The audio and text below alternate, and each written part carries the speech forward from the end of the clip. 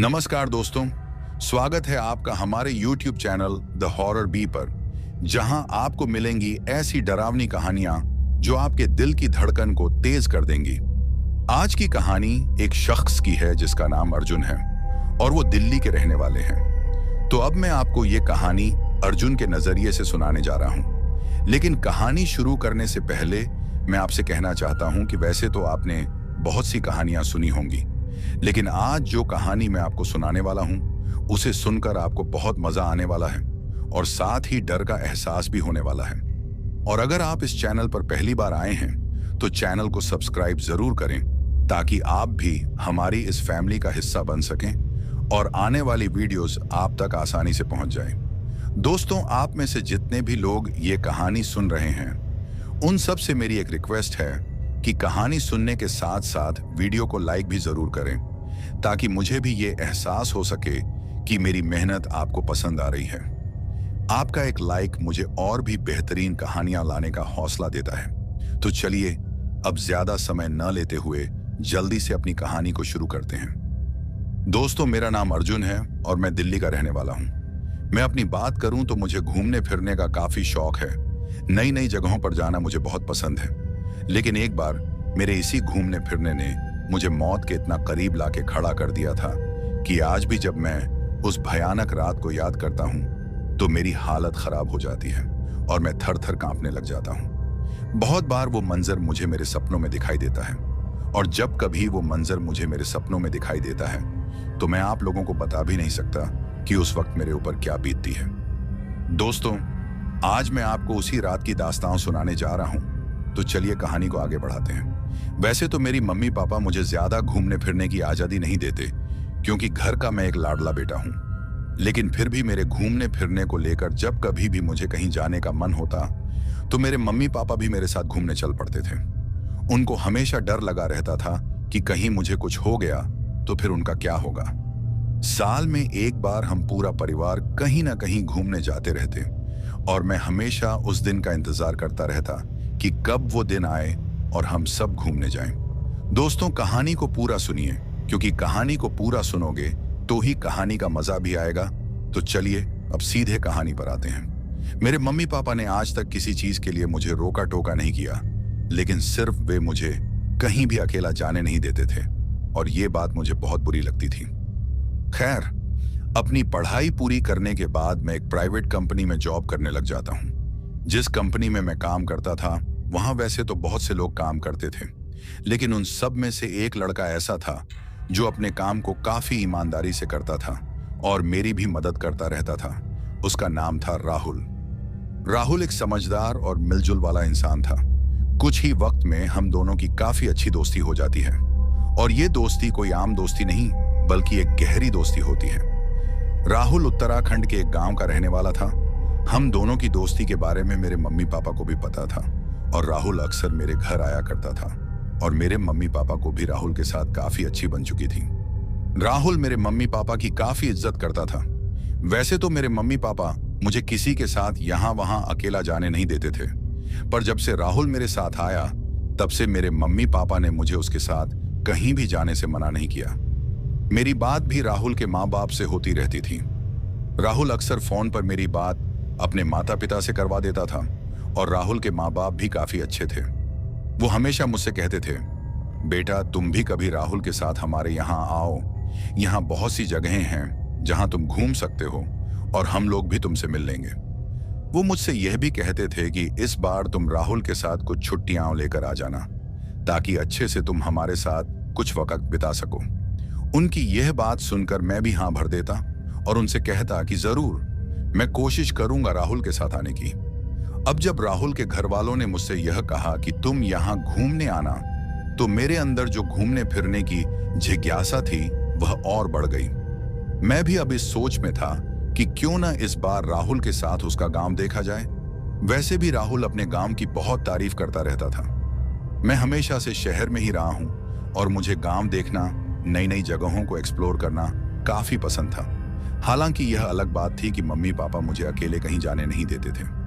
खैर, कुछ वक्त तक सब कुछ वैसे ही चलता रहा, पर फिर एक दिन राहुल मुझसे कहता है, भाई देखो अगले हफ्ते मैं अपने घर जा रहा हूं, क्या इस बार तुम मेरे साथ मेरे गांव चलोगे? राहुल की बात सुनकर मुझे बहुत अच्छा लगा, क्योंकि वो मेरे मन की बात कह गया था। मैं भी यही बोलने ही वाला था, पर यहां एक दिक्कत थी, और वो दिक्कत ये थी कि पता नहीं मेरे मम्मी पापा मुझे राहुल के साथ इतनी दूर भेजेंगे भी या नहीं। इस बात की बहुत चिंता थी मुझे।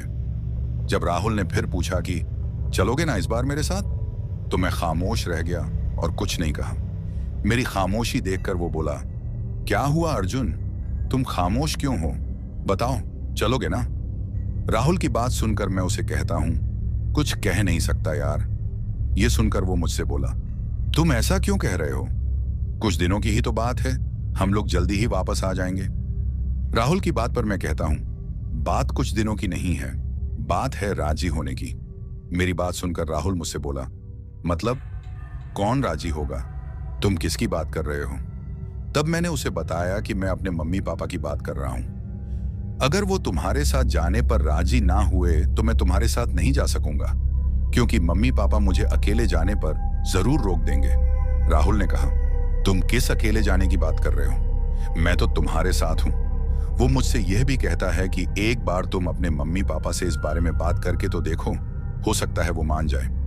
राहुल की बात सुनकर मैंने कहा, ठीक है, मैं कोशिश करता हूं उन्हें मनाने की और दुआ करता हूं कि वो मान जाए।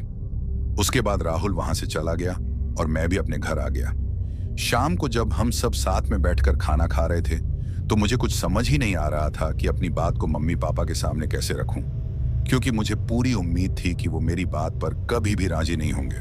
खैर, थोड़ी देर में खामोश रहा, लेकिन फिर हिम्मत करके मैंने अपने मम्मी पापा से वह बात कही दी। मैंने कहा कि मम्मी पापा, मेरा दोस्त राहुल अपने घर जा रहा है और वो मुझे अपने साथ बुला रहा है। हम लोग जल्दी ही लौट आएंगे। मेरी बात सुनकर वो पहले तो खामोश रहे और फिर वही हुआ जिसका मुझे डर था। वो दोनों मुझे साफ साफ मना कर देते हैं और कहते हैं कि तुम्हें किसी जरूरत नहीं है कहीं जाने की, चुपचाप अपने काम पर ध्यान दो, राहुल को जाने दो, वैसे भी वो अपने घर जा रहा है, पर तुम वहां नहीं जा सकते। जब उन्होंने यह कहा तो मैंने उनसे पूछा कि क्यों नहीं जा सकता, तो उनका सिर्फ इतना जवाब था, जैसा तुमसे कहा गया वही करो। और वो मुझे खुश करने के लिए कह देते हैं कि अगले महीने हम लोग किसी अच्छी जगह घूमने चलेंगे, तब तक तुम अपने काम पर ध्यान दो। दोस्तों, मेरे मम्मी पापा मेरी बहुत चिंता करते थे और वो नहीं चाहते थे कि मैं राहुल के साथ जाऊं। मेरा मन बहुत चाह रहा था कि मैं राहुल के साथ जाऊं, पर अब सब कुछ फिर वहीं रुक गया था। एक बात और जो मैं आप लोगों से कहना चाहता हूं, माँ बाप कभी भी अपनी औलाद के लिए बुरा नहीं सोचते। अगर उनको हमारी चिंता होती है तो इसके पीछे कई कारण हो सकते हैं। शायद इसलिए वो हमें मना करते हैं और हमें हमेशा उनकी बात माननी चाहिए। खैर, मेरे मम्मी पापा को पता था कि अगर मैं राहुल के साथ गया तो मैं किसी एक जगह टिककर नहीं रहूंगा। शायद इसी कारण वो मुझे हमेशा रोक दिया करते थे। अगले दिन जब मैं जॉब पर पहुंचता हूं तो राहुल मेरे पास आता है और मुझसे पूछता है, अर्जुन, क्या बात हुई अंकल आंटी से? उन्होंने क्या कहा? क्या वो राजी हो गए? राहुल की बात सुनकर मैं उससे कहता हूं, नहीं राहुल, उन्होंने साफ साफ मना कर दिया और मैंने तुमसे पहले ही कहा था कि वो मेरी बात नहीं मानेंगे और वो मुझे अकेले कहीं भी नहीं जाने देंगे।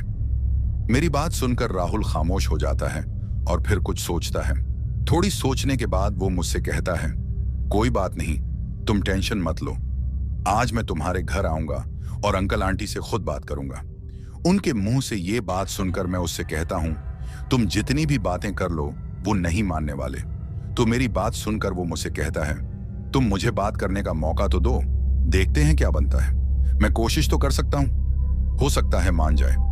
राहुल जो भी बातें मुझसे कह रहा था, मुझे उम्मीद थी कि उनका असर मेरे मम्मी पापा पर नहीं होने वाला। मैंने राहुल को काफी समझाया, लेकिन उसने मेरी एक बात भी नहीं सुनी और उसने मुझसे बस इतना कहा कि तुम मेरे साथ जरूर चलोगे। अब जिस यकीन से वो मुझसे ये कह रहा था, मुझे भी थोड़ा बहुत विश्वास उस पर होने लग गया। पर फिर मैं सोचता हूं कि आखिर राहुल मेरे मम्मी पापा को मनाएगा कैसे। खैर, शाम को काम खत्म करके राहुल भी मेरे साथ मेरे घर आ जाता है और फिर वो मम्मी पापा से बात करने लगता है।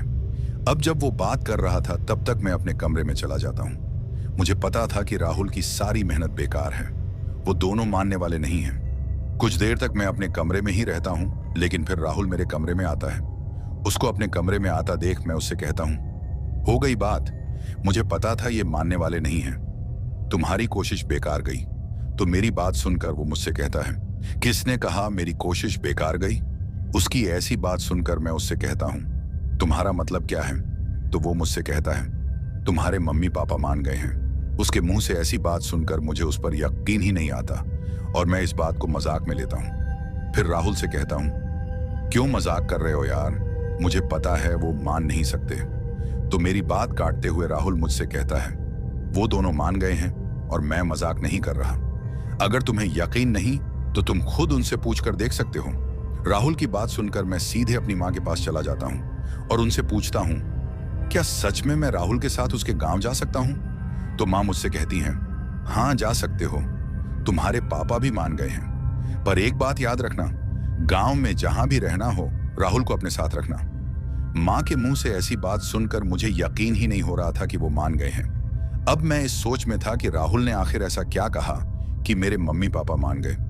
उसके बाद मैं वापस राहुल के पास चला जाता हूं, जो कि मेरे कमरे में ही था। जब मैंने उससे ये बात पूछी कि तुमने ये सब कैसे किया, तो उसने मुझसे बस इतना कहा, तुम आम खाने से मतलब रखो, पेड़ मत गिनो। अब उसने कैसे किया और उनसे क्या कहा ये बात मायने नहीं रखती, बस वो दोनों मान गए हैं, इतना काफी है। राहुल की बात सुनकर मैं राहुल के गले लग जाता हूं और उसका शुक्रिया करता हूं, क्योंकि उसी की वजह से ये सब मुमकिन हो रहा था। उसके बाद राहुल वहां से चला जाता है। अब ये बात तो कंफर्म हो गई थी कि मैं राहुल के साथ उसके गांव जा रहा हूं। अब मुझे बस उस दिन का इंतजार था जिस दिन हमको निकलना था। अभी एक हफ्ता था हमारे निकलने में। मैंने और राहुल दोनों ने ऑफिस से छुट्टियां ले ली थी। अब वो हफ्ता निकलते निकलते गुजर जाता है और फिर वो दिन आ जाता है जिस दिन हमको निकलना था। मैंने सारी पैकिंग अच्छे से कर ली थी और मेरे मम्मी पापा की आंखों में आंसू थे। शायद वो इसीलिए कि वो पहली बार मुझे किसी के साथ अकेले भेज रहे थे।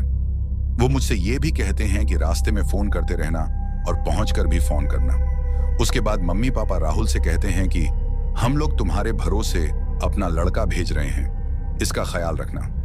तो मम्मी पापा की बात सुनकर राहुल उनसे कहता है, आप इसकी चिंता बिल्कुल भी ना करें, मैं इसका अच्छे से ख्याल रखूंगा। उसके बाद हम लोग वहां से निकल जाते हैं और फिर रेलवे स्टेशन पहुंचते हैं। कुछ ही देर में हमारी ट्रेन भी आ जाती है और फिर हम लोग अपनी ट्रेन में बैठ जाते हैं। राहुल ने पहले ही ट्रेन की टिकट कटवाई ली थी, तो हमें कोई दिक्कत नहीं थी।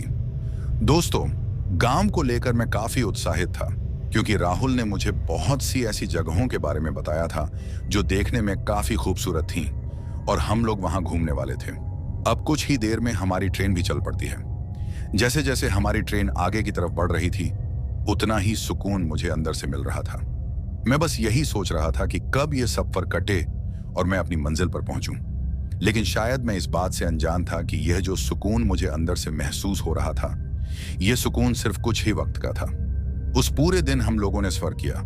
कुछ घंटों के बाद हम लोग अपनी मंजिल पर पहुंच जाते हैं और फिर हम लोग जिस जगह पर खड़े थे वहां से हमने एक टैक्सी ली, क्योंकि राहुल का घर थोड़ी और दूरी पर था।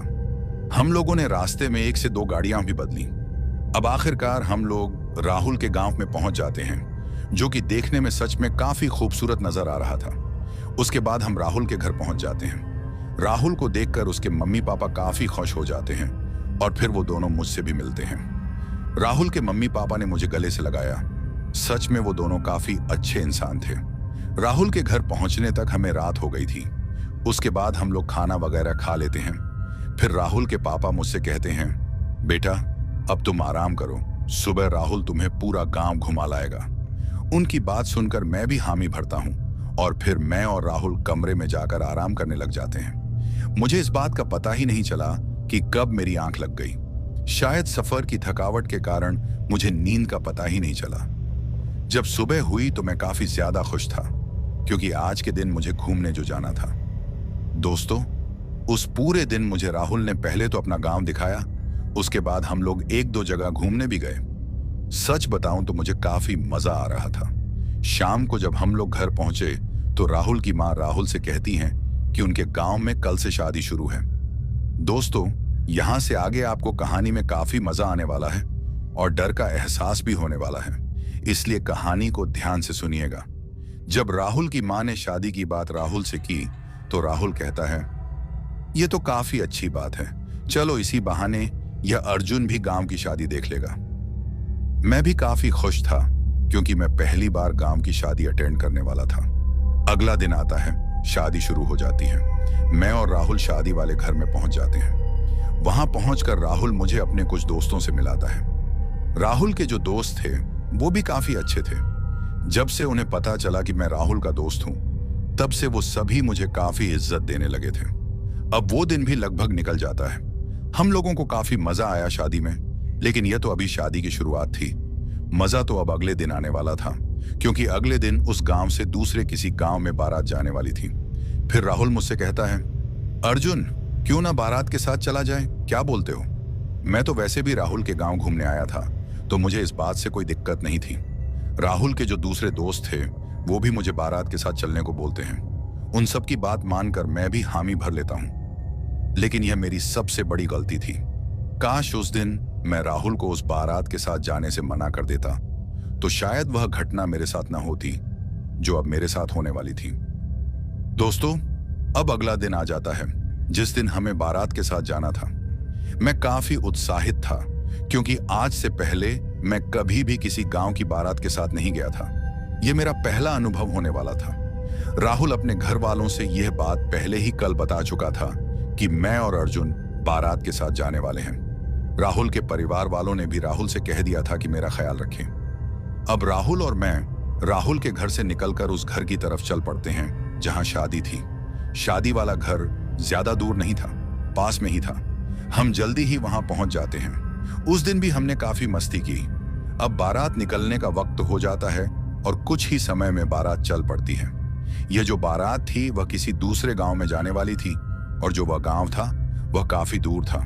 वहां तक पहुंचने में हमें काफी वक्त लगने वाला था। बारात लगभग दिन के 4 बजे निकल जाती है। मैं और राहुल भी बारात के साथ चल पड़ते हैं। यह जो बारात वाली बात थी, इस बात को मैंने अपने मम्मी पापा से छुपा लिया था।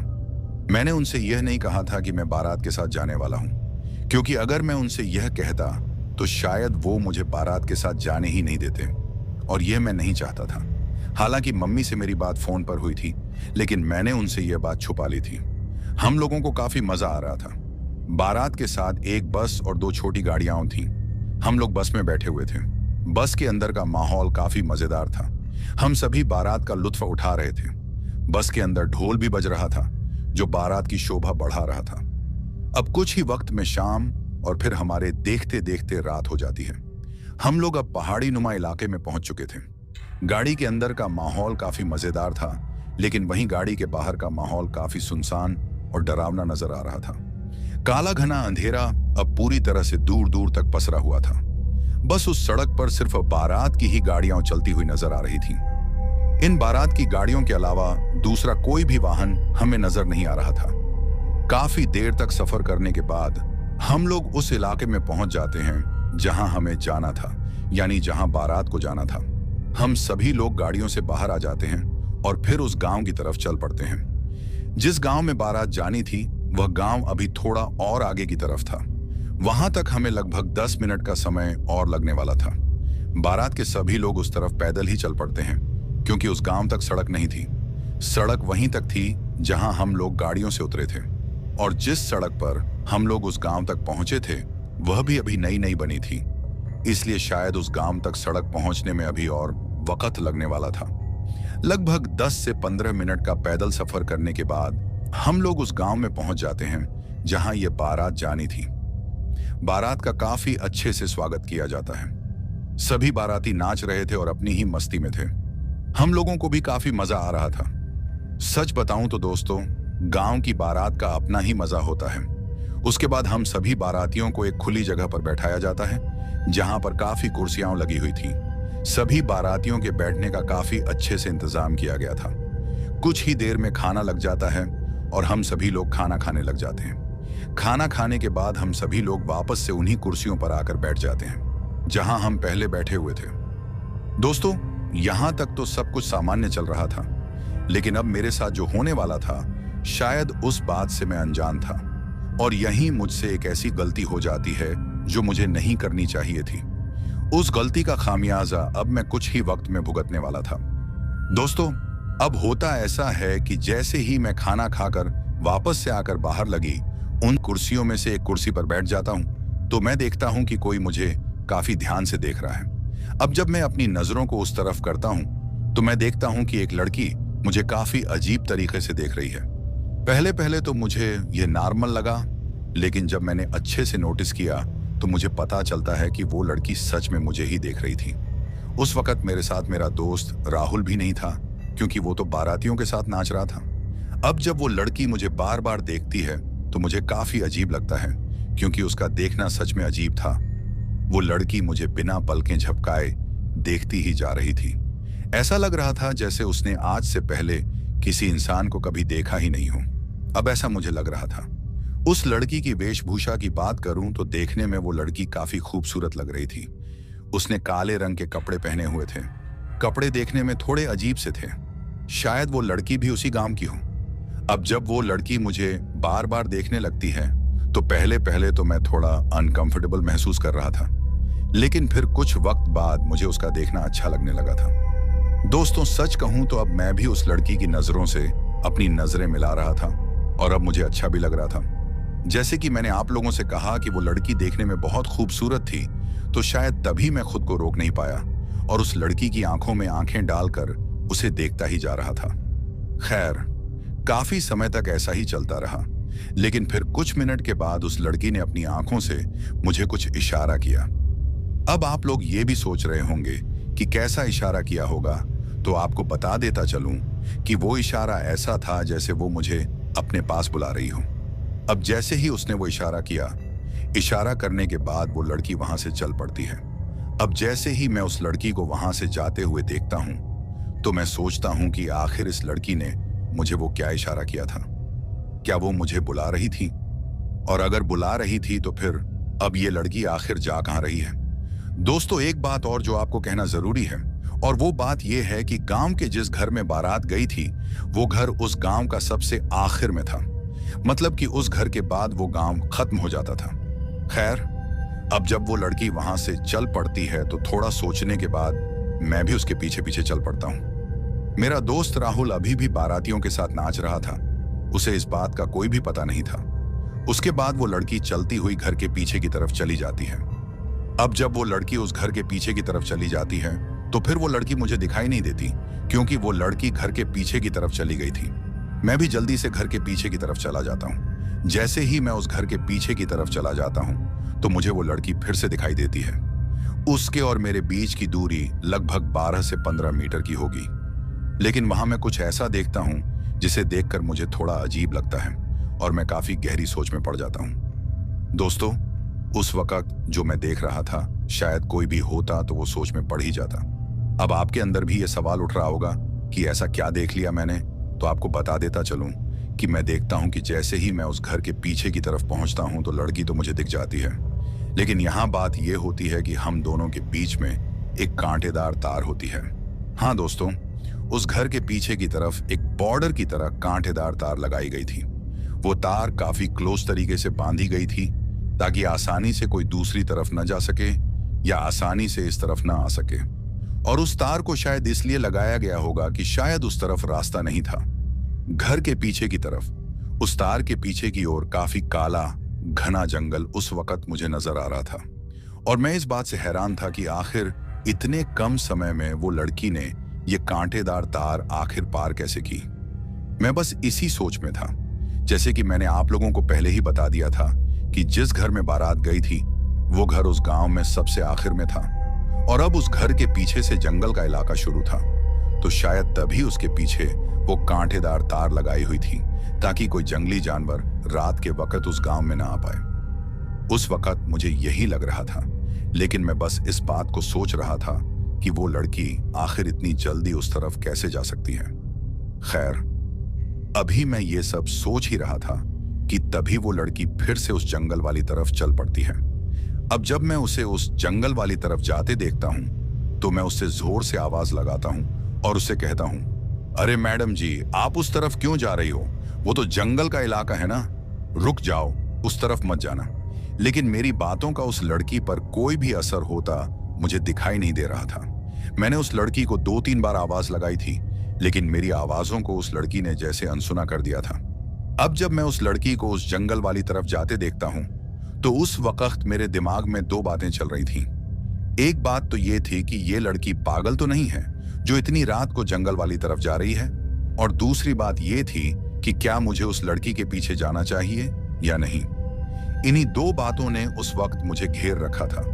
थोड़ा सोचने के बाद मैं डिसाइड करता हूं कि क्यों ना उस लड़की के पीछे जाया जाए, ताकि ये पता लगाया जाए कि आखिर इस वक्त ये लड़की जा कहां रही है, और ये भी हो सकता है कि उस लड़की का घर उस तरफ हो। अब जंगल का इलाका जरूर है, लेकिन काफी रास्ते ऐसे भी होते हैं जो किसी और गांव तक पहुंचने के लिए जंगलों से होते हुए गुजरते हैं। तो हो सकता है उस लड़की का घर जंगल के दूसरे तरफ हो। क्योंकि मैं तो नया था और बचपन से शहर में ही पला बड़ा था, तो मुझे गांव का उतना कुछ पता नहीं था। तो इसीलिए मेरे अंदर ऐसी सोच आ रही थी कि हो सकता है उस लड़की का गांव या घर उस तरफ हो। हालांकि वो कांटेदार तार को पार करने वाली बात अभी भी मेरे अंदर चल रही थी, लेकिन फिर मैं सोचता हूं कि ये गांव की लड़की है, इसके लिए ये तार पार करना कुछ भी नहीं है। खैर, उसके बाद मैं भी उस कांटेदार तार को पार करने की कोशिश करता हूं जो कि उस बारात वाले घर के पीछे की तरफ लगी थी और जिसे उस लड़की ने पार किया था। दोस्तों, सच कहूं तो मेरी तो हालत खराब हो जाती है उस तार को पार करते करते। मेरी जो शर्ट थी वो भी उस तार को पार करते समय थोड़ी सी फट जाती है, लेकिन फिर किसी तरह मैं खुद को उस तार से अलग करके दूसरी तरफ आ जाता हूं। मतलब कि मैंने भी अब उस कांटेदार तार को पार कर लिया था और अब मैं भी उस जंगल वाले इलाके में आ गया था। उसके बाद मैं उस लड़की को ढूंढता हूं, पर मुझे कहीं भी वो लड़की नजर नहीं आती। थोड़ा और आगे जाने पर मुझे वो लड़की फिर से आगे की तरफ चलती हुई नजर आती है और मैं भी अब उसके पीछे पीछे चलना शुरू कर देता हूं। दोस्तों, उस वक्त मुझे पता नहीं क्या हो गया था। उस तार को पार करने के बाद जैसे मैं मंत्रमुग्ध हो गया था। मुझे कुछ भी पता नहीं चल रहा था कि आखिर मैं उस लड़की के पीछे क्यों जा रहा हूं। ऐसा लग रहा था जैसे उसने मुझ पर कोई जादू कर दिया हो। नहीं तो इतनी रात को कौन ही किसी के पीछे, वो भी जंगल वाले इलाके से गुजर कर जाएगा। साथियों, उस वक्त मेरी बुद्धि ने जैसे काम करना ही छोड़ दिया था। मैं बस उसकी खूबसूरती का दीवाना हो गया था। उस वक्त सिर्फ मुझे उसका वो खूबसूरत चेहरा नजर आ रहा था जब हम दोनों ने एक दूसरे को देखा था और एक दूसरे से वो नजरें मिलाई थीं। खैर, कुछ दूर उस लड़की के पीछे पीछे चलने के बाद वो लड़की मुझे एक ढलान से नीचे की तरफ उतरती हुई नजर आती है। अब मेरे पास तो मेरा मोबाइल था जिसकी फ्लैशलाइट की वजह से मैं रास्ता देख पा रहा था, लेकिन ताज्जुब की बात तो ये थी कि वो लड़की बिना किसी रोशनी के आसानी से उस ढलान से नीचे की तरफ उतर रही थी। शायद वहां से नीचे की तरफ कोई रास्ता था जिस पर वो जा रही थी। मैं भी उसके पीछे पीछे उस ढलान से नीचे की तरफ उतर जाता हूं। उस रास्ते की बात करूं तो देखने में वो रास्ता काफी खराब था। बहुत सी झाड़ियां और कांटे उस रास्ते में थे। ऐसा लग रहा था जैसे वो रास्ता काफी समय से बंद रहा हो। लेकिन इस बात को नजरअंदाज करके मैं तो बस उस लड़की के पीछे पीछे ही चल रहा था। अब जब मैं चल रहा था तो तभी एक बड़ी सी झाड़ी मेरा रास्ता रोक लेती है और फिर मैं खुद को उस झाड़ी से दूर करके दूसरी तरफ निकलने की कोशिश करता हूं। दोस्तों, अभी मैं खुद को उस झाड़ी से दूर कर ही रहा था कि तभी मेरे कंधे पर किसी का हाथ आता है।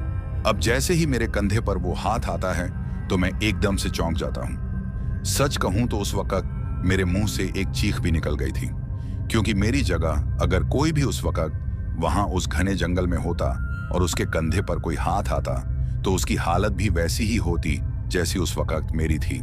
खैर, जैसे ही वो हाथ मेरे कंधे पर आता है तो पहले तो मैं चीखता हूं, लेकिन फिर एकदम से पीछे की तरफ देखता हूं और जैसे ही मैं पीछे देखता हूं तो मुझे मेरा दोस्त राहुल नजर आता है और वो मुझसे कहता है, भाई डर मत, मैं हूं। राहुल को देखकर मेरी जान में जान आ जाती है। उसके बाद वो मुझसे कहता है कि तुम सबसे पहले मुझे ये बताओ कि इतनी रात को तुम इस जंगल वाली तरफ क्या कर रहे हो। और वो मुझसे ये भी कहता है कि कैसे पागल आदमी हो तुम।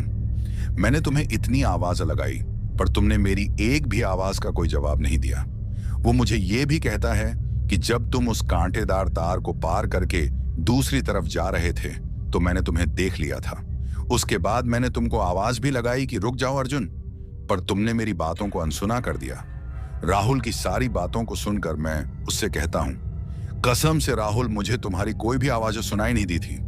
और रही बात यहां आने की तो यार, एक लड़की इसी तरफ आई थी तो उसी के पीछे पीछे मैं यहां तक पहुंच गया हूं। मेरी बात सुनकर राहुल मुझसे कहता है कि तुम सच में पागल हो गए हो।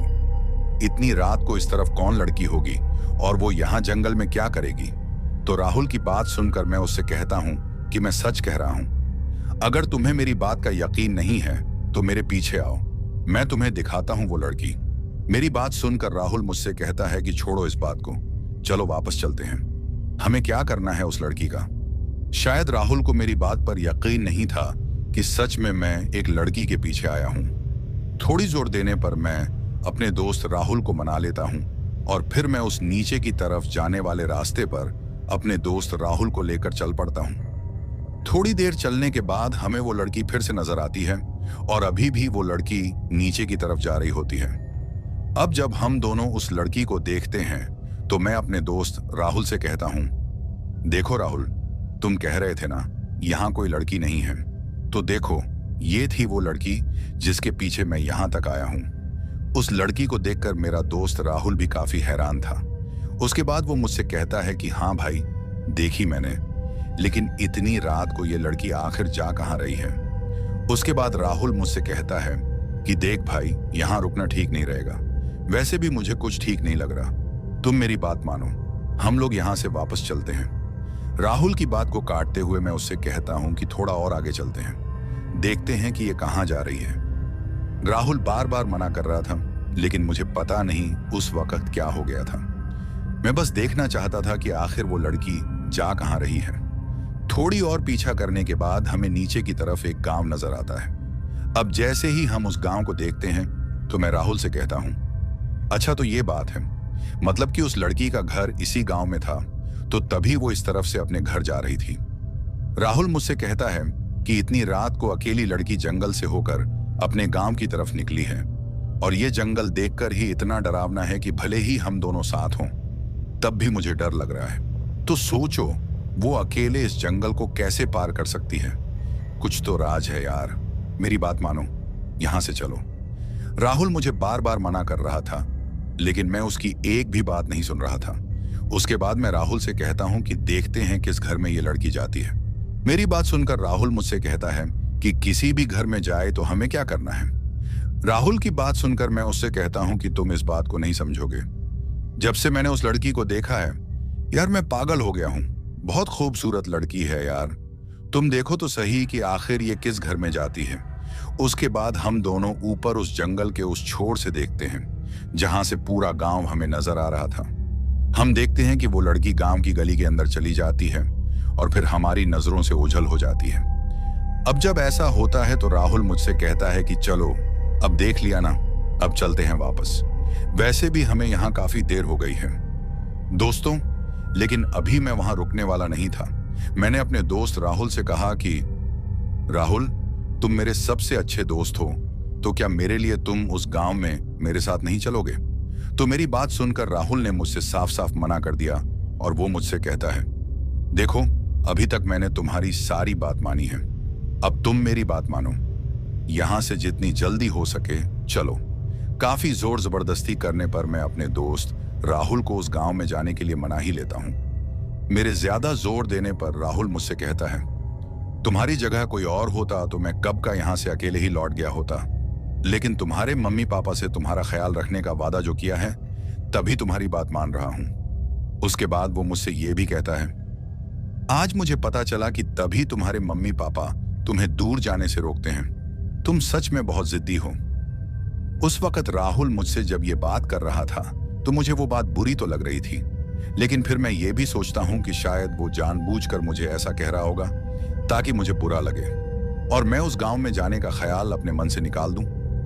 लेकिन मैं भी कहां मानने वाला था, मैं अपनी जिद पर रहा और फिर हम दोनों उस गांव की तरफ चल पड़ते हैं। थोड़ा और नीचे की तरफ चलने के बाद हम लोग उस गांव में पहुंच जाते हैं। दोस्तों, अब जैसे ही हम उस गांव में पहुंचते हैं तो हम देखते हैं कि पूरा गांव वीरान पड़ा हुआ है। घरों के बाहर जो बागीचे थे उन पर बड़ी बड़ी और मोटी मोटी झाड़ियां उगी हुई नजर आती हैं। गांव में लगभग आधे से ज्यादा घर टूटे फूटे और कुछ तो बिना छत के दिख रहे थे। उस गांव को देखकर ऐसा लग रहा था जैसे वो गांव काफी सालों से छोड़ दिया गया हो।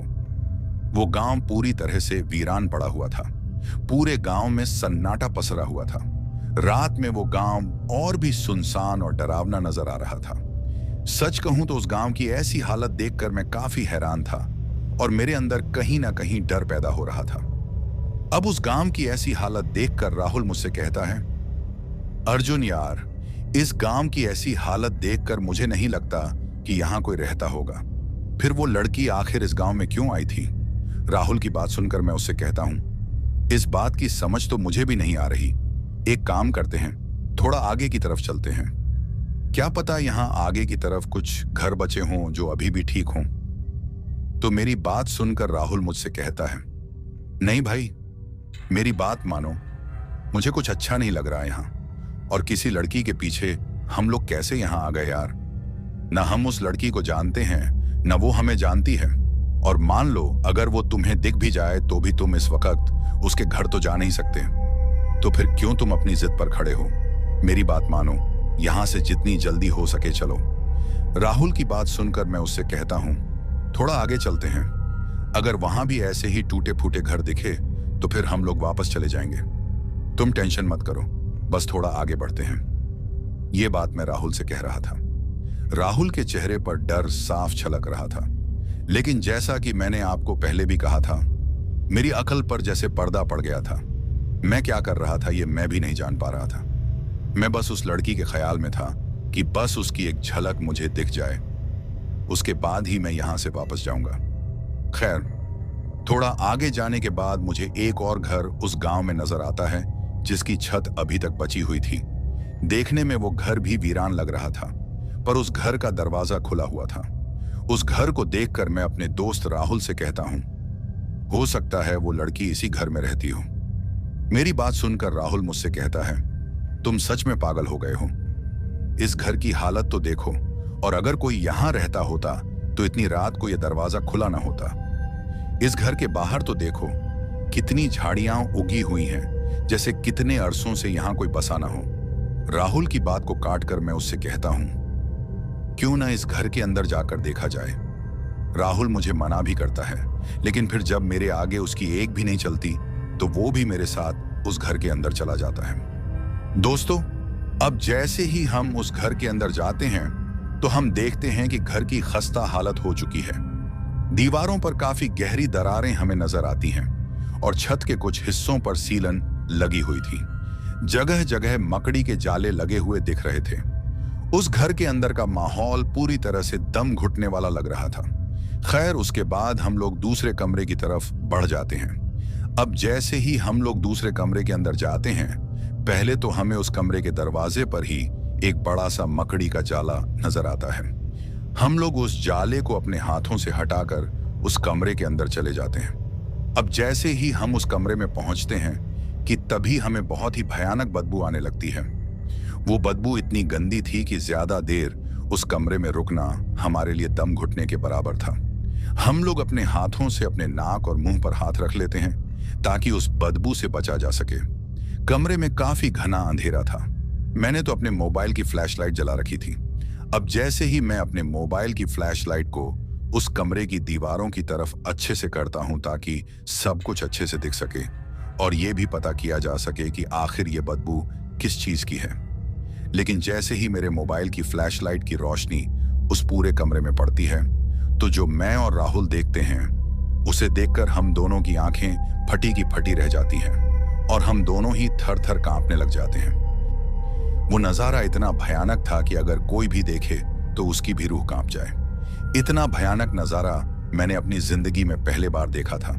हम दोनों की डर के मारे घिघी बंद हो गई थी। दोस्तों, अब आप लोगों के दिमाग में भी ये बात चल रही होगी कि ऐसा हमने क्या देख लिया जो हमारी ऐसी हालत थी। तो आपको बता देता हूं कि जैसे ही मैं अपने मोबाइल की रोशनी को उस कमरे की तरफ करता हूं तो मैं देखता हूं कि उस पूरे कमरे की छत से इंसानी धड़ लटके हुए थे। मतलब कि लगभग 10 लोगों की लाशें उस छत से लटकी हुई हमें नजर आ रही थीं। उन सभी लाशों की खाल पूरी तरह से निकली हुई नजर आ रही थी। वहां जितनी भी लाशें लटकी हुई नजर आ रही थीं, सबके सरों को पहले से काट दिया गया था और उस कमरे का फर्श पूरी तरह से खून से लाल पड़ा हुआ था। हम दोनों ने जब ये नजारा देखा तो हमारी उस वक्त जो हालत थी वो हम लोग बता भी नहीं सकते। मैंने तो उस नज़ारे को देखकर ही 2-3 उल्टियां कर दी थी। लेकिन फिर तभी मेरे दोस्त राहुल के चेहरे पर कुछ गिरता है, मतलब कुछ बूंदें उसके चेहरे पर गिरती हैं। अब जैसे वो उन बूंदों को अपने हाथ से देखता है, वो भी उसे खून की तरह लगती है। उसके बाद वो एकदम से ऊपर की तरफ देखता है, और जैसे ही राहुल ऊपर की तरफ देखता है तो उसकी आंखें काफी बड़ी हो जाती हैं और उसकी आवाज दब जाती है। वो बस हाथ से ऊपर की तरफ इशारा कर रहा था। अब जैसे ही मैंने उसके इशारे को देखकर ऊपर की तरफ देखा तो मैं देखता हूं कि एक भयानक दिखने वाली औरत, जिसका चेहरा तो पूरी तरह से नजर नहीं आ रहा था, लेकिन उसके लंबे बाल हमारे सर तक पहुंच रहे थे और वो उस छत पर किसी छिपकली की तरह रेंगती जा रही थी।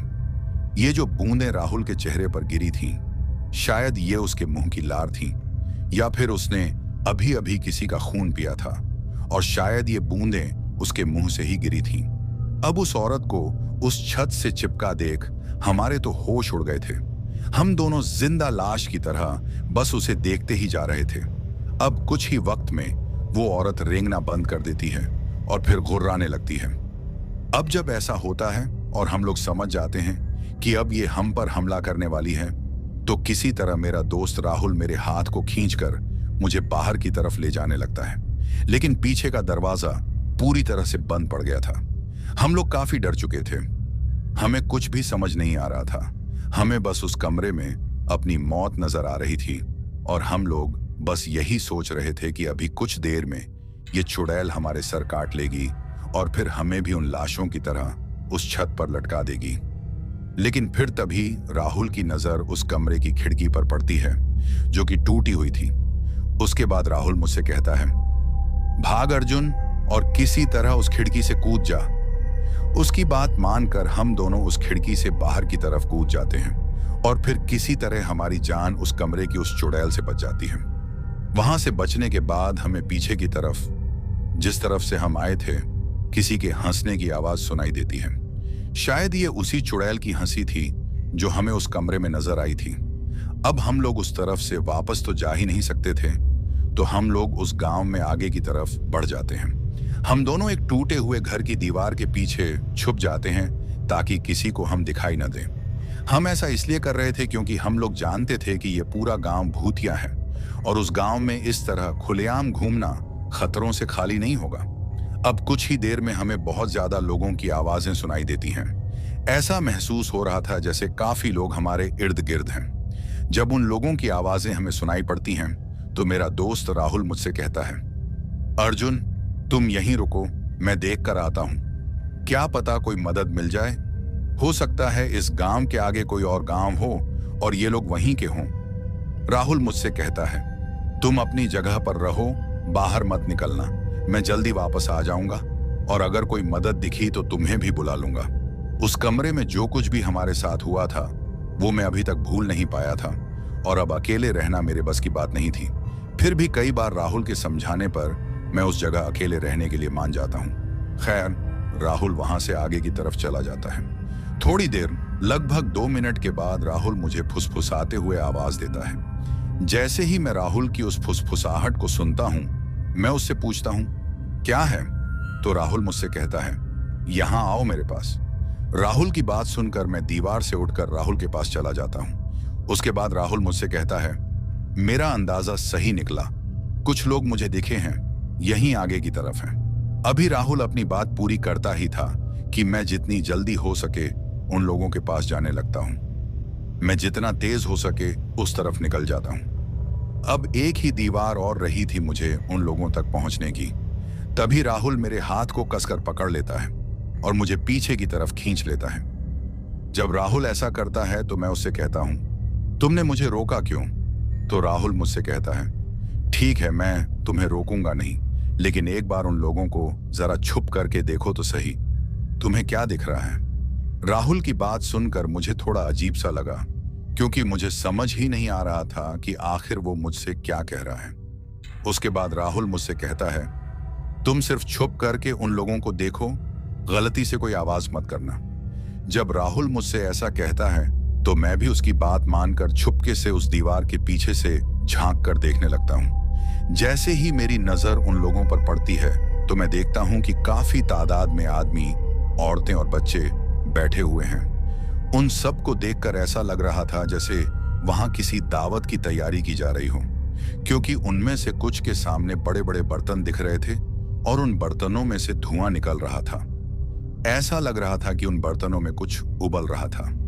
जब मैं वो सब देखता हूं तो मैं राहुल से कहता हूं, भाई सब कुछ तो सामान्य ही लग रहा है, लगता है दावत है यहाँ, तभी तो इतने लोग बैठे हैं और तुम मुझे रोक क्यों रहे हो?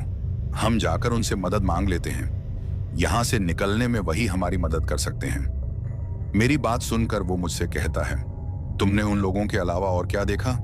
तो मैं राहुल से कहता हूं, कुछ बड़े बड़े बर्तन देखे जिनमें कुछ उबल रहा था, शायद वो लोग कुछ बना रहे होंगे दावत के लिए। मेरी बात सुनकर राहुल मुझसे कहता है, क्या तुमने उन बर्तनों के नीचे आग देखी? अब जब राहुल मुझसे ये बात कहता है तो मैं एकदम से फिर से छुपकर उन लोगों की तरफ देखता हूं और जैसे ही मेरी नजर बर्तनों के नीचे की तरफ पड़ती है तो मेरी हालत खराब हो जाती है, क्योंकि बर्तनों के नीचे कोई भी आग मुझे नजर नहीं आ रही थी, जबकि बर्तनों में कुछ बन रहा था और कुछ उबल रहा था। कोई तो चीज बर्तनों में थी जो उबल रही थी। जब मैं वो नजारा देखता हूं तो मेरा दोस्त राहुल मुझसे कहता है, देखो अर्जुन, ये सभी लोग प्रेत हैं और ये पूरा गांव भूतिया है। हम लोगों का यहां से जिंदा वापस जाना काफी मुश्किल होगा, लेकिन एक बात अगर तुम मेरी मानो तो हम यहां से जिंदा लौटने की कोशिश कर सकते हैं। राहुल की बात सुनकर मेरी आंखों में आंसू आ जाते हैं, क्योंकि मैं पूरी तरह से हिम्मत हार चुका था। मुझे पता चल चुका था कि यहां से जिंदा वापस जाना हमारे लिए लगभग नामुमकिन है, क्योंकि पीछे की तरफ वो चुड़ैल है और आगे की तरफ इतने प्रेत भरे पड़े हैं कि जिंदा लौटने का तो सवाल ही नहीं बनता। फिर भी राहुल की बात सुनकर मैं उसे कहता हूं, अब कोई फायदा नहीं, हम अब यहीं मर जाएंगे। ये सब मेरी ही गलती है, तुम भी मेरे कारण यहां फंसे हो। काश मैंने तुम्हारी बात मान ली होती तो शायद अभी हम यहां ना होते। मेरी बात सुनकर राहुल मुझसे कहता है, मैंने तुम्हारे मम्मी पापा से तुम्हारा ख्याल रखने का वादा किया है और जब तक मैं जिंदा हूं तुम्हें बचाने की पूरी कोशिश करूंगा, और मुझे यकीन है कि अगर तुम मेरी बात मानोगे तो हम जिंदा भी वापस जा सकते हैं। राहुल उस बचने वाली बात को काफी यकीन के साथ कह रहा था, तो मुझे भी उस पर थोड़ा यकीन हो जाता है, लेकिन उसने मुझसे यह भी कहा था कि इस बात की गारंटी सिर्फ 50% ही है।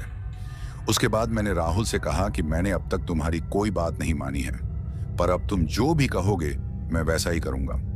मेरी बात सुनकर राहुल मुझसे कहता है, तो फिर सुनो, सबसे पहले तो हम लोगों को बिना डरे ही यहीं से पीछे की तरफ लौटना होगा, क्योंकि आगे हम जा नहीं सकते। पूरे प्रेत इस तरफ भरे पड़े हैं, और रही पीछे की बात तो तुम मेरा हाथ पकड़कर भागना।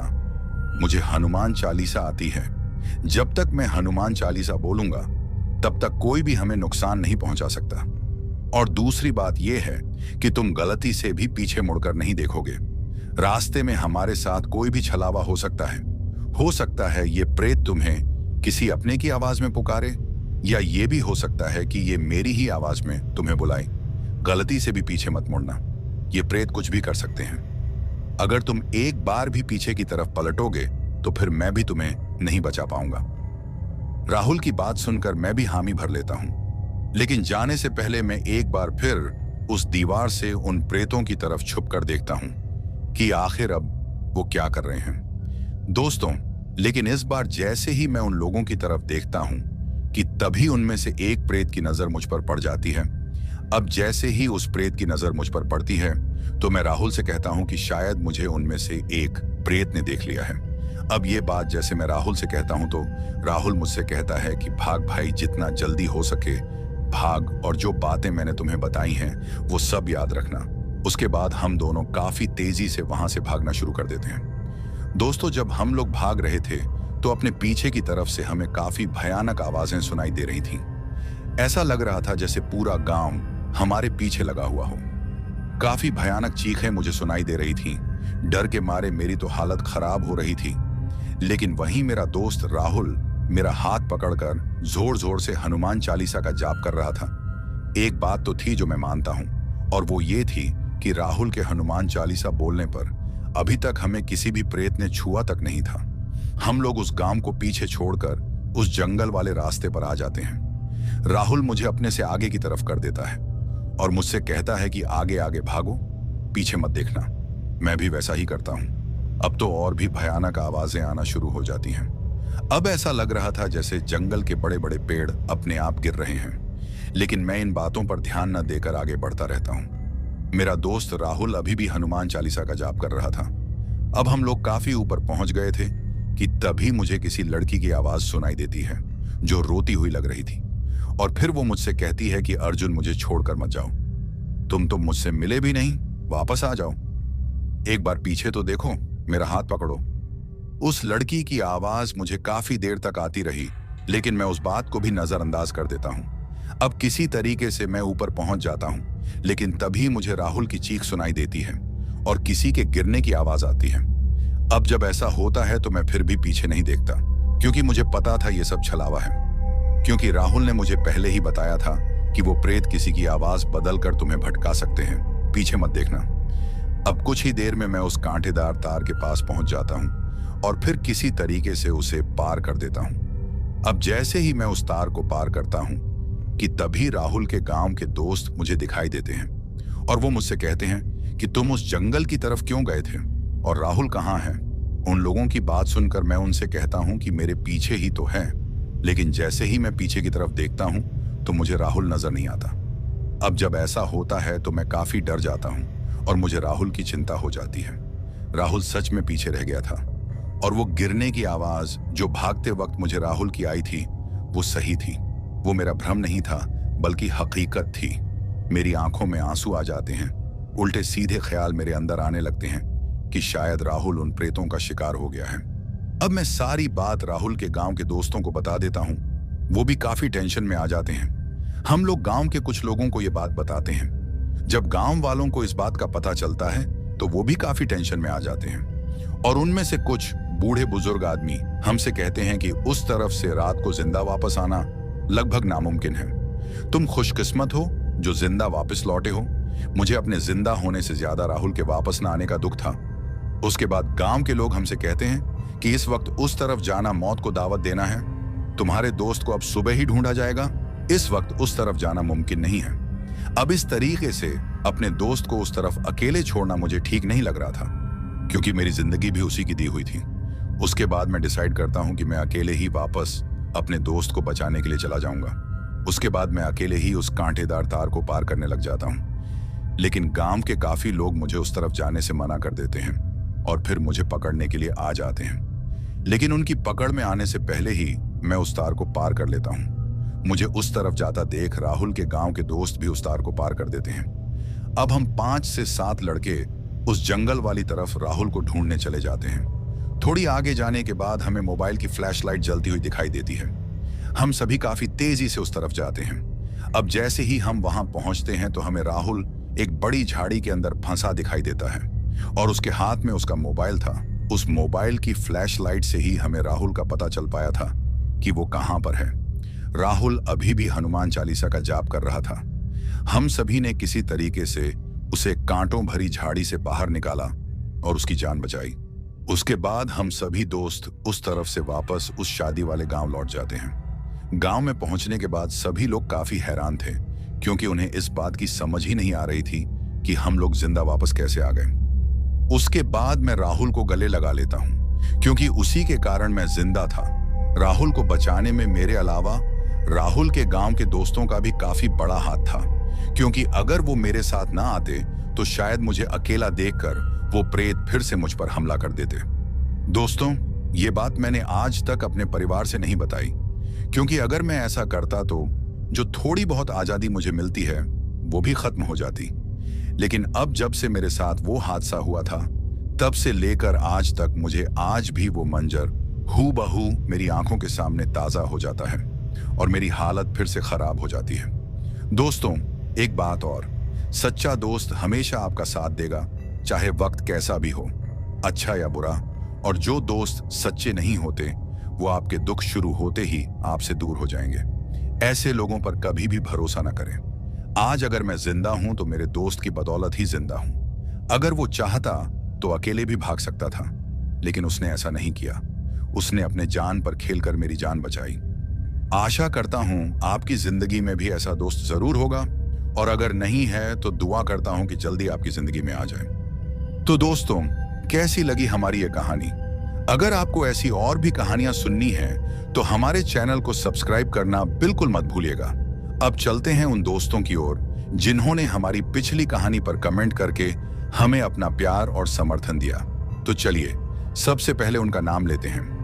पहले हैं कमल म्यांमार से, शिवम ठाकुर हैं एटा उत्तर प्रदेश से, रंजीत हैं जगन्नाथपुर से, साजन है लखनऊ से, शुभम कश्यप हैं आजमगढ़ उत्तर प्रदेश से, सोनू हैं राजस्थान से, मिहिर शाह और भाव्य शाह हैं अहमदाबाद गुजरात से, सुनील दाई हैं नेपाल से, अंशुल हैं हरियाणा से, पूरन चंद बालोत्रा हैं राजस्थान से, नंदन ठाकुर हैं बिहार से, अल्फाज खान हैं सीकर राजस्थान से, सिसिर मंडल हैं गंगापुर डांगा वेस्ट बंगाल से, हरि ओम नंदन गुप्ता हैं लखनऊ से, बंटी हैं मुंबई से, महेश चंद हैं जयपुर से, संजीव हैं धनबाद से, भूपेंद्र झारिया हैं कवर्धा से, पवन कुमार हैं दिल्ली से, आशुतोष त्रिपाठी हैं गोंडा से, जितेंद्र धीमान हैं देहरादून से, अजय जयस्वर हैं भदोही उत्तर प्रदेश से, मोहम्मद शाहबाज हैं जमशेदपुर से, अंशुल वर्मा हैं हिमाचल प्रदेश से, सुनील कुमार हैं कुवैत से,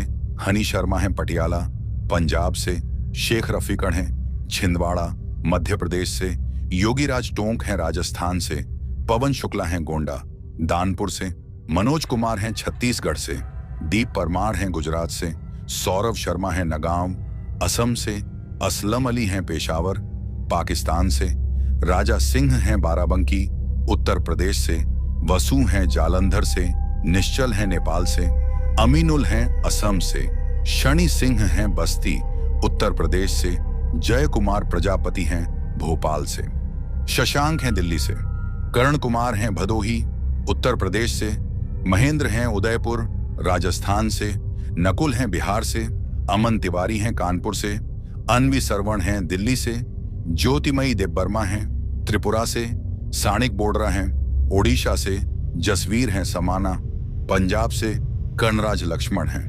निजामाबाद तेलंगाना से, तनवीर हैं संगला हिल पाकिस्तान से, नंदन ठाकुर हैं बिहार से, उर्वशी भुजेल हैं दार्जिलिंग से, हनी हैं दिल्ली से, लाल बहादुर हैं गाजीपुर उत्तर प्रदेश से, जगीर सिंह हैं पीलीभीत से, अरविंद राव हैं गोपालगंज बिहार से, मुकेश हैं बाबा बैजनाथ धाम देवघर से, कपिल हैं बांदा से, दिलावर हुसैन हैं दिल्ली से, संजय हैं तंजानिया से, लुंकन हैं अरुणाचल प्रदेश से, अफजल हैं असम से, मुकेश तिवारी हैं प्रयागराज से, दीपक महाजन हैं नेपाल से, वीरेंद्र हैं मऊ उत्तर प्रदेश से, प्रदीप सिंह हैं पंजाब से, रीना यादव हैं उत्तर प्रदेश से, अरुण हैं अयोध्या उत्तर प्रदेश से, पारुल हैं हरियाणा से, शाहरुख खान हैं हसनपुर उत्तर प्रदेश से, अख्तर खान हैं पंजाब से, आमिर हैं उत्तराखंड से, सुबोध कुमार हैं बिहार से, नीरज कुमार निषाद हैं जौनपुर से,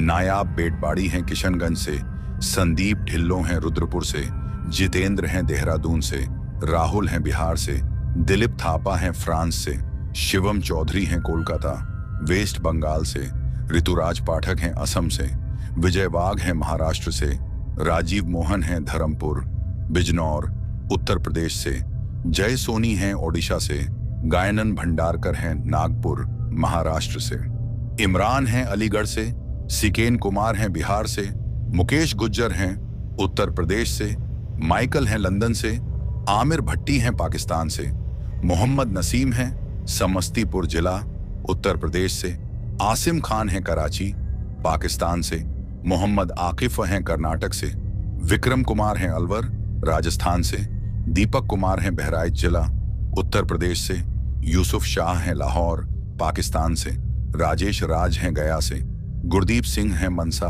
पंजाब से, सचिन हैं ओडिशा से, भावेश हैं गुजरात से, बिक्रम मलिक हैं पश्चिम बंगाल से, जयेश हैं मुंबई से, इमरान खान हैं महाराष्ट्र से, संतोष हैं ओडिशा से, पंकज कुमार हैं लखनऊ से, गोकुल हैं असम से, विशाल बिश्ता हैं नेपाल से, शिवदास वड़ांकर हैं हिंगोली महाराष्ट्र से, नितिन सैनी हैं उत्तर प्रदेश से, शीतल हैं अभनपुर छत्तीसगढ़ से, सोनू हैं झारखंड से, कामिल खान हैं नौगछिया बिहार से, बलदेव कौर हैं मलेशिया से, लक्ष्मीकांत हैं कर्नाटक से, अभिषेक शर्मा हैं कानपुर से, प्रेम हैं मुंबई से, मीना हैं हरियाणा से, सुमित्रा बारिक हैं कोलकाता से, पंकज गुप्ता हैं रोहतास जिला बिहार से, रमेश हैं नेपाल काठमांडू से, अनिल वर्मा हैं आगरा से, जोहैब हैं सियालकोट पाकिस्तान से, रणजीत साहनी हैं झारखंड से और सबसे आखिर में हैं शुभंकर ओडिशा से। दोस्तों, ये थे उन लोगों के नाम जिन्होंने हमारी पिछली कहानी पर कमेंट करके हमें बताया कि वो कहां से हमारी कहानियां सुनते हैं और उन्हें हमारी कहानी कैसी लगी। इसके साथ ही अगर किसी का नाम छूट गया हो तो वो कमेंट करके हमें जरूर बताना, आने वाली वीडियो में उनका नाम लिया जाएगा। दोस्तों, दूसरी वीडियोस की तरह इस वीडियो पर भी अपना प्यार दिखाइए और मुझे सपोर्ट करिए, क्योंकि आप सबके सपोर्ट के कारण ही मैं यहां तक पहुंचा हूं और मुझे उम्मीद है कि आप लोगों के बलबूते ही एक दिन हमारी ये फैमिली काफी आगे तक जाएगी। चैनल पर अगर कोई नया है तो चैनल को सब्सक्राइब जरूर करें ताकि आप भी हमारी इस फैमिली का हिस्सा बन सकें। और जिन लोगों ने पहले से ही हमारे चैनल को सब्सक्राइब किया है उन सभी का मैं तहे दिल से शुक्रगुजार हूं। इसके साथ ही मैं आप सबसे अलविदा कहना चाहता हूं। बाय दोस्तों।